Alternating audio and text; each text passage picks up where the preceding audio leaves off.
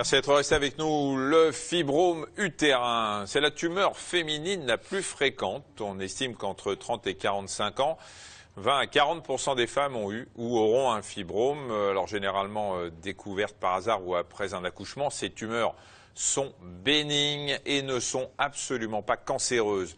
Il y a plusieurs solutions pour supprimer ces fibromes. On va en parler. Le problème, c'est que ces tumeurs reviennent souvent, même après des traitements chirurgicaux.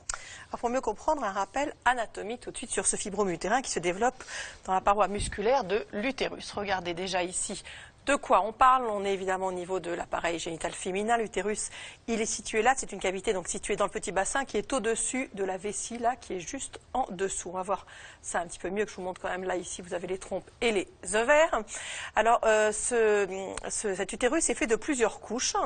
Voilà, si on peut s'arrêter un tout petit peu. La plus interne, celle qui est ici, c'est ce qu'on appelle l'endomètre. C'est elle qui se renouvelle chaque mois et qui est à l'origine des règles. La couche la plus externe, Michel, c'est parce que c'est vous qui l'avez, correspond à l'exomètre. Et entre les deux, toute cette zone-là, c'est ça qu'on appelle le myomètre. C'est une couche qui est composée de fibres musculaires. 70 fibromes, vous allez le voir tout de suite, se forment dans cette couche. Oui, c'est pour ça. Vous êtes sûr? Oui, mais si vous rappuyez, ça stoppe. Je le connais, hein. Regardez, vous allez voir. Ouh. Rappuyez, voir. Stop. Ne touchez plus. Voilà.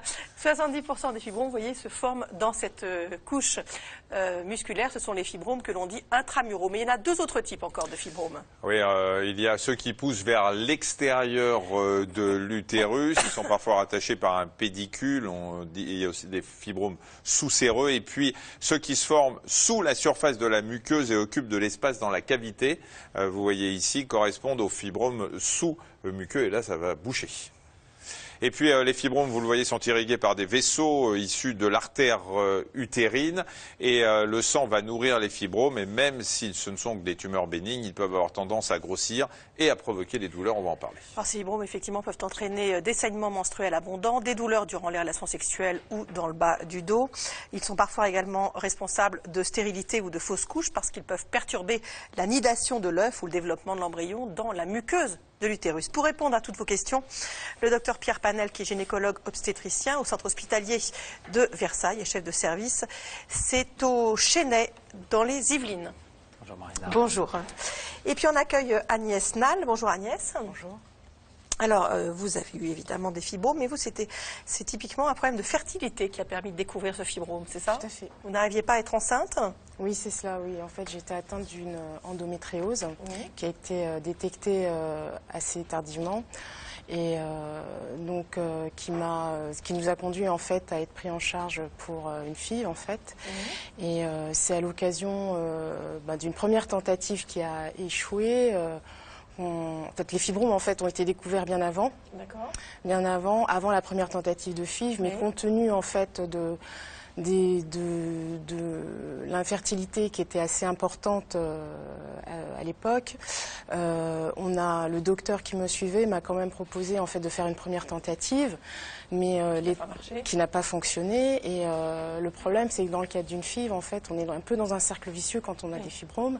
Parce que comme il y a des traitements hormonaux, ça fait grossir les fibromes. Voilà, exactement. Alors avant, parce qu'il y a eu un traitement, on va en parler, mais en dehors de ce problème de fertilité, est-ce que vous aviez, avant qu'il ne grossisse du fait des traitements hormonaux, est-ce qu'il y avait d'autres signes?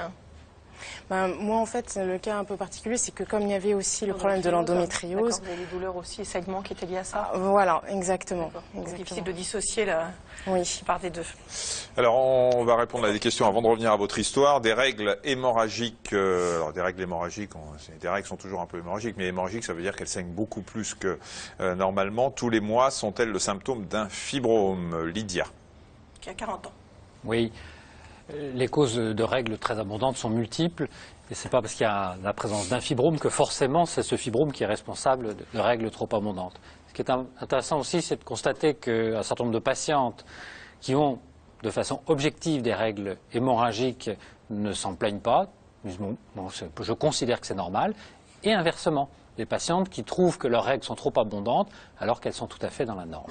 Donc il y a une subjectivité à relier ou non à la présence de fibromes, et puis un lien de causalité qui n'est pas toujours évident, effectivement. J'ai des douleurs au ventre et lors des rapports, j'ai des saignements importants. Est-ce qu'il peut s'agir de fibromes, demande Catherine? les douleurs au ventre et les règles abondantes ou des règles, des saignements en dehors des règles peuvent être liés à la présence de fibromes, mais pas obligatoirement. Oui, votre voilà, histoire est tout à fait typique. Il est sûrement très difficile dans votre situation de faire la part des choses entre l'endométriose et les fibromes. Mais il faut préciser que l'endométriose, c'est quand même moins fréquent que les fibromes. Un peu moins, mais Marina, vous savez bien à quel point c'est fréquent et de plus en plus fréquent et sous-estimé et méconnu et médiagnostiqué par nombre de gynécologues. On rappelle pour ceux qui ne savent pas, l'endométriose, c'est quand la muqueuse qui est à l'intérieur de l'utérus va migrer, va partir dans les trompes, voire même à l'extérieur des organes génitaux. Un stérilet peut-il être la cause d'un fibrome, Sabrina? Alors là, non. Très clairement, non. Et il y a même un stérilet qui délivre une hormone qui est utilisée, non pas pour faire disparaître le fibrome. Nous n'avons à l'heure actuelle pas de médicament qui permet de faire disparaître les fibromes, mais qui va permettre de diminuer les symptômes liés au fibrome, notamment les règles hémorragiques. Est-ce que le fait d'avoir plusieurs petits fibromes peut rendre stérile, demande Racha, ou est-ce qu'il faut vraiment un gros fibrome et mal placé en plus? Alors là encore, le lien entre fibrome et infertilité n'est pas toujours simple à faire. Il y a un consensus pour penser que les fibromes qui vont se développer dans la cavité, les sous-muqueux que vous avez très bien montré tout à l'heure, empêchent la nidation, ils occupent la place que va occuper le bébé. En revanche, pardon, vous n'avez pas fini? En revanche, d'autres fibromes et des fibromes qui se développeraient vers l'extérieur sont sûrement beaucoup moins responsables de l'infertilité. Et puis la notion de taille est importante aussi. D'accord. Justement, j'étais tellement concentré sur ma question. Justement, par rapport à, je suis enceinte de 4 mois, à ma première échographie, on a détecté un fibrome de 3 cm, reste dangereux pour le bébé. On va voir comment vous avez été traité, mais il vous reste quand même quelques fibromes aujourd'hui. Oui. Vous avez une grossesse. Oui. Même avec un bébé. Oui. C'est ça qui est incroyable. En plus, il y avait un bébé dans la grossesse, mais c'est pas dans mes fiches. C'est pas grave. Mais est-ce que la grossesse s'est bien passée malgré la présence des fibromes? Oui, il n'y a eu aucun souci, il y a eu un développement normal. Et on vous a dit que les fibromes pouvaient gêner la grossesse ou pas? Oui, ça on m'avait averti, donc c'était une grossesse surveillée, j'étais arrêtée relativement tôt. Et en fait, les fibromes sont nécrosés durant la grossesse. Je crois que c'est au bout de la deuxième échographie qu'on s'est rendu compte en fait qu'ils commençaient à se nécroser. Parce que le bébé devait appuyer sur les artères, non? C'est quoi? Non, c'est un changement de la répartition, de la vascularisation, du débit, etc. Et puis, en début de grossesse, on voit souvent grossir les fibromes du fait du changement hormonal. Après, ils restent stables, mais en tout début de grossesse, ils peuvent grossir. Et cette croissance brutale fait que la vascularisation au cœur du fibrome se fait moins bien. Et donc, il peut y avoir ce qu'on appelle une nécrobiose, c'est-à-dire une destruction du centre du fibrome qui parfois peut être extrêmement douloureuse. Mais comment ça gêne? Ça gêne ou pas? Parce qu'on n'a pas répondu finalement à la question de cette dame. Ça peut gêner une grossesse? Grossesse ou accouchement?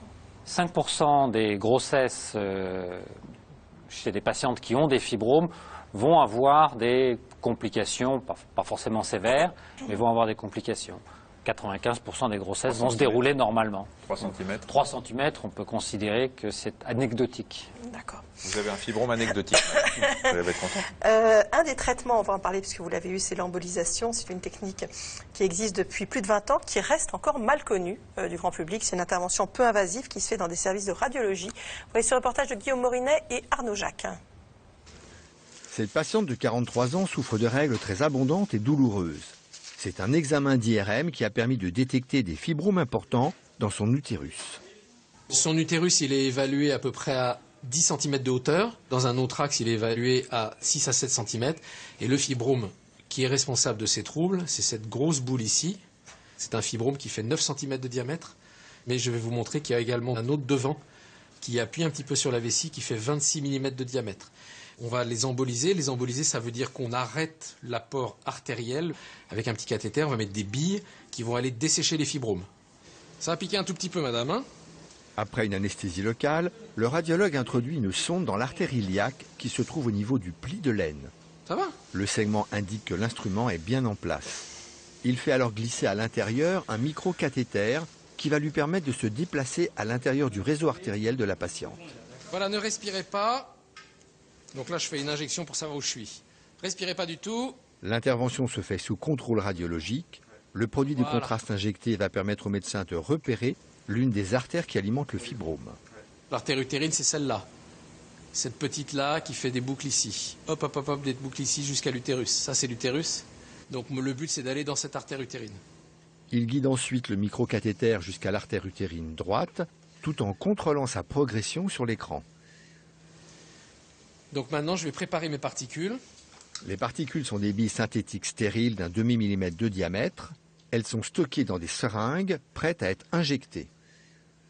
Donc là, j'injecte mes billes. Doucement. Au fil de l'eau, tranquillement. Elles vont aller se loger tout autour du fibrome. Chaque systole, chaque battement de cœur, ça emmène des billes.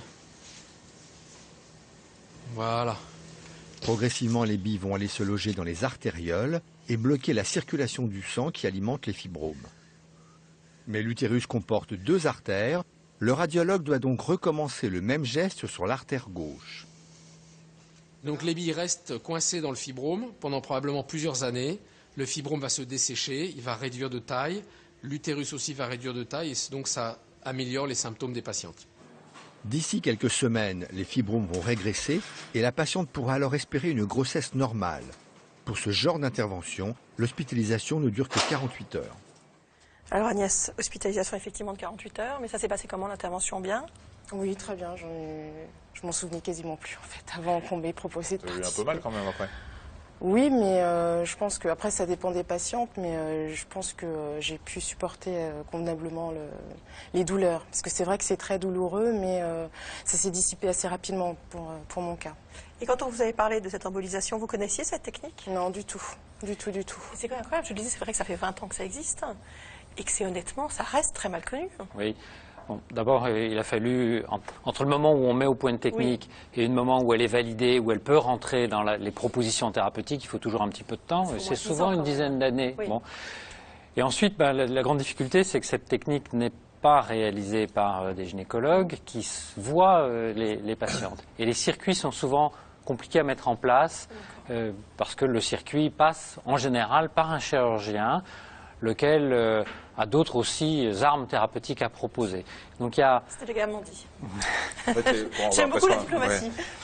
on aime bien parler français ici. C'est un peu la guerre entre les radiologues qui essayent de faire le travail que les chirurgiens essayent de garder pour eux. Non, c'est pas pas la ce qu'il guerre. voulait dire. Non, il n'y a pas de guerre du tout. C'est ce qu'on a compris.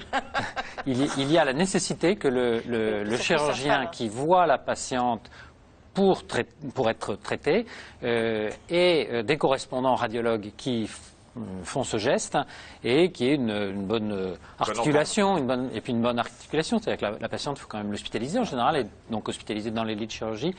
Tout ça, ce sont des circuits qui sont un peu compliqués parfois à mettre en place. Et l'importance pour vous, si on a fait ce choix, c'était pour que vous puissiez préserver la fécondité, évidemment. Exactement. Et donc après ça, Pour avoir un bébé. voilà. Le bébé s'est annoncé tout seul. Oui, en fait, j'ai été embolisée donc, le 7 décembre et la date présumée de ma grossesse, c'était le 9 janvier. Donc cette la PMA, elle n'a pas eu au sein d'une PMA cette fois-ci. Non. Enfin, toute seule. Avec un monsieur. Avec un monsieur. C'est ça, bien sûr. Ah, d'accord. C'est bien, Michel. Quels sont les risques de récidive après une embolisation? Bien sûr, c'est-à-dire que l'embolisation a permis de traiter en général le fibrome, n'empêche absolument pas l'apparition d'autres fibromes. Et puis le fibrome traité parfois est insuffisamment traité et puis peut, après une période d'accalmie, redémarrer.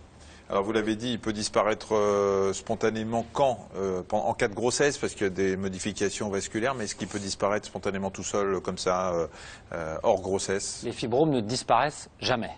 Jamais. Ils réduisent de taille, ils augmentent de taille, mais ils ne disparaissent pas. Il se passe quoi à la ménopause? Ils réduisent de taille, ils vont finir par se calcifier le plus souvent, et parfois ils réduisent de taille pour arriver à des tailles vraiment minuscules. Un fibrome de 10 cm peut réduire jusqu'à une taille de 1 cm ou 2. Donc, autre technique, la myomectomie. Vous allez nous dire ce que c'est. On nous demande quel est le taux de réussite et les risques. oui, alors la première chose, je pense, qui est importante à dire, c'est que la moitié des fibromes n'ont pas besoin de traitement. D'accord. On peut parfaitement vivre tout à fait normalement avec des fibromes. D'ailleurs, la moitié des femmes ne s'en plaignent pas. Ils ne savent même pas. Elles ne savent pas qu'elles en sont porteuses, sauf que on va bien finir par faire une échographie pour une raison X ou Y, on va trouver un fibrome, et là... là commence à s'en plaindre. Oui, enfin, la spirale commence à se mettre en route, et ah bah si, finalement j'ai un peu mal, et puis, mais vous pouvez pas rester avec ça, puis finalement il est quand même relativement gros, ça devient un petit peu compliqué, mais vraiment... la moitié des fibromes n'ont pas besoin de traitement. D'accord. Alors on a parlé de l'embolisation. La myomectomie maintenant, c'est quoi? Ça consiste à donc retirer le fibrome. Elle va pouvoir être pratiquée de diverses manières et ça dépend de sa localisation. Si le fibrome est situé dans la cavité, on va passer par les voies naturelles et puis aller le découper en copeaux et le sortir. S'il est situé complètement vers l'extérieur, les sous-séreux dont vous avez parlé tout à l'heure, ça va être assez simple de les enlever éventuellement par cœlioscopie, sans ouvrir le ventre. Dans d'autres situations, et surtout si les fibromes sont multiples, il faudra avoir recours à une chirurgie traditionnelle. Ça, on va en parler. Juste, est-ce qu'il y a un risque avec une myomectomie, un risque d'altérer la fécondité ou pas? C'est une vraie question. À la fois, est-ce qu'on améliore la fertilité chez les patientes qui ont une fertilité diminuée par le fibrome? Il y a des arguments pour penser que oui, mais c'est assez compliqué à démontrer. À l'inverse, le fait de faire une chirurgie ou même une embolisation, est-ce qu'il n'y a pas un risque d'effet secondaire? Et aucun traitement n'est sans risque, aucun traitement n'a 100% d'efficacité et aucun traitement à zéro risque. Les risques peuvent être effectivement de diminuer la fertilité des patients. À quel stade doit-on envisager une ablation de l'utérus, Carole? Parce qu'effectivement, on est parfois obligé de procéder à une hystérectomie, cette ablation de l'utérus, pour venir à bout des fibromes, même si d'autres techniques moins lourdes existent, on l'a entendu. L'hystérectomie reste souvent la dernière solution quand tout a été tenté. Un reportage de Guillaume Morinet et Arnaud Jacques. Pour certaines femmes, les fibromes sont un obstacle à toute grossesse. C'est le cas de cette patiente de 49 ans qui n'a jamais pu avoir d'enfant malgré 3 opérations. Mais à chaque fois, les fibromes réapparaissent. Le col de l'utérus est ici. Et là, on voit déjà un fibrome qui est probablement calcifié.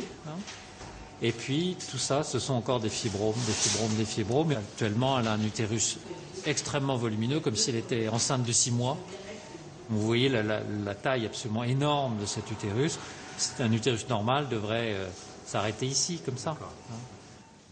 Compte tenu de son âge, cette patiente n'a plus de projet de grossesse. Elle a donc choisi de se faire retirer l'utérus. Les fibromes étant très volumineux, le chirurgien est obligé de pratiquer une large incision sur l'abdomen, en haut du pubis. Puis il sépare les muscles abdominaux qui recouvrent l'appareil digestif. Donc je mets mon doigt en arrière pour protéger les organes. On voit toujours pas l'utérus. Je le sens, mais je ne le vois pas encore. Mais ça va venir. La difficulté supplémentaire, ce sont les tissus cicatriciels laissés par les précédentes opérations qui adhèrent aux organes. Le chirurgien doit disséquer minutieusement chaque tissu afin d'éviter les perforations. Ici, on devine un premier fibrome. Là. Vous voyez une boule qui apparaît. Voilà. C'est un premier fibrome. Mais ce n'est qu'un début. Voilà, il y a un autre fibrome qui se dégage, là, petit à petit. Toc, toc. Et un petit, là, qui vient encore. Voilà, qu'on a libéré petit à petit. On est pas mal du tout. Progressivement, l'utérus est libéré et le chirurgien peut maintenant accéder aux trompes et aux ovaires qu'il doit laisser en place. Ça, c'est la trompe. L'ovaire va être derrière. On voit les adhérences. On voit bien que ça colle. Ça ne devrait pas coller comme ça. Voilà. Donc, je détache trompe et ovaire de l'utérus. L'utérus, lui, va sortir. La trompe et l'ovaire vont rester à l'intérieur. Le chirurgien doit maintenant séparer l'utérus du col. Voilà. Donc là, le col est resté là. Et donc, voilà son utérus. Avec la jonction ici entre l'utérus et le col, qui est juste ici. Donc, il manque le col, qu'on va aller chercher ensuite. Voilà. Elle a quelques fibromes, comme vous pouvez le voir, de toutes les tailles. Ça s'en est, tout ça s'en est, toutes ces boules s'en est. Puis le chirurgien sectionne le col de l'utérus et referme le haut du vagin. L'opération est terminée, elle aura duré 3 heures. La patiente restera hospitalisée pendant 4 jours. Aujourd'hui, il vous reste encore des fibromes? Oui. Il y en a combien? Les 2 principaux qu'on avait identifiés avant embolisation, ceux-là, oui, notamment. Ils sont gros, ce qui reste? Grosso modo, ils ont diminué d'environ 30%. Enfin, c'est ce que le docteur disait tout à l'heure, les miens étaient sûrement anecdotiques au départ. Enfin, avant l'embolisation, le plus gros faisait 6 cm et demi de diamètre et le deuxième 4. D'accord. Et maintenant, celui qui faisait 6,5, il est plus qu'à 4 cm de diamètre et l'autre un peu moins de 3. Et là, les médecins maintenant, parce que votre petit garçon, là, il a 16 mois, si vous en voulez un autre, ils pensent que vous pourrez en avoir naturellement? Non. On verra un problème alors. Y a-t-il un facteur héréditaire dans le développement d'un fibrome, Nano? Oui, nettement. Notamment dans les personnes d'origine africaine, il y a une beaucoup plus forte probabilité de rencontrer des fibromes. Puis plus on se rapproche de la Laponie et plus ça diminue. Vous êtes plutôt côté Laponie ou plutôt Afrique de l'Ouest. Laurence nous dit qu'elle a un Sénégal? fibrome. Non, mais l'Ouest. Ouest Antilles. Voilà. Ah ouais, Ouest Antilles. Laurence nous dit qu'elle a un fibrome et une incontinence. Est-ce que ça peut être lié? L'importance de la taille de l'utérus peut empêcher la vessie de se remplir, tout simplement. Il n'y a pas la place pour tout le monde. Du poids de l'eau. Et donc, ce sont des patientes qui volontiers ont envie d'uriner très fréquemment, plus rarement des fuites d'urine, sauf s'il y a eu une fragilisation par les accouchements antérieurs. Et donc, effectivement, la moindre pression peut favoriser les fuites d'urine. Un fibrome utérin peut-il se transformer en tumeur maligne, autrement dit en cancer? Tout à l'heure, on a dit que non. Vous confirmez? Effectivement, je confirme. Maintenant, il y a des tumeurs malignes qu'on appelle les sarcomes qui ressemblent beaucoup à des fibromes. Et chez une patiente qui aurait de multiples fibromes, peut apparaître un sarcome. Ça veut dire qu'il faut les surveiller régulièrement ou pas? On n'a malheureusement pas moyen de diagnostiquer ces sarcomes de façon claire. À l'échographie, ils ne se distinguent pas nettement? Non, et à l'IRM non plus. Il y a des arguments pour, mais ce n'est pas tranché. D'accord. On nous a dit qu'on n'a plus le temps? Non, mais là, en voyant le chronomètre, je pense que je peux vous le dire. D'accord, on n'a plus le temps, donc, mais c'est pas grave, il y a encore plein de questions. Mais il y a un chat qui commence, Michel. Tout à fait, Marina, tout à fait, puisque avec le docteur Alain Tamborini, qui est gynécologue, et le docteur Scheherazade, pourquoi Scheherazade? Scheherazade, j'ai rajouté une syllabe, gynécologue, scénologue à l'hôpital Pompidou. C'est pas son nom de famille, Scheherazade, c'est un prénom. Je sais pas comment j'ai tenu 15 ans. Donc, ces deux médecins vont... Scheherazade Ben Saïd, elle s'appelle, gynécologue. J'ai dit? Non, vous n'avez pas dit Ben Saïd, vous avez dit que Scheherazade, tellement ça vous a perturbé ce prénom. Avec le docteur Scheherazade Ben Saïd, ils vont répondre, ils sont deux. Il y a Scheherazade et Ben Saïd. Ils sont trois avec Tamborini. Ils vont répondre à vos questions sur le fibrome. Vous allez sur allodocteur.fr. Vous posez vos questions à partir de maintenant. Ils sont à votre disposition pendant 1 heure. Demain, dans Allo Docteur, on répondra à toutes vos questions sur les leucémies aiguës ou chroniques, mais de l'adulte. Et puis un appel à témoins pour une prochaine émission Enquête de santé consacrée aux pharmaciens. On recherche le témoignage de pharmaciens. Jusque-là, ça va. Si vous êtes pharmacien et que le tribunal de commerce s'apprête à prononcer la liquidation judiciaire de votre officine, si vous êtes pharmacien, que vous partez en retraite et que vous n'avez pas réussi à vendre votre officine, c'est assez précis. C'était l'un ou l'autre, quoi. Non, mais c'est assez précis. Si vous êtes pharmacien et que tout va bien. Cela, c'est pas la peine, hein, merci. Vous ne nous intéressez pas du tout. Les autres, oui. Vous nous contactez au 01 58 88 85 21. Bon, à demain. Ouais, très bon après-midi, au revoir.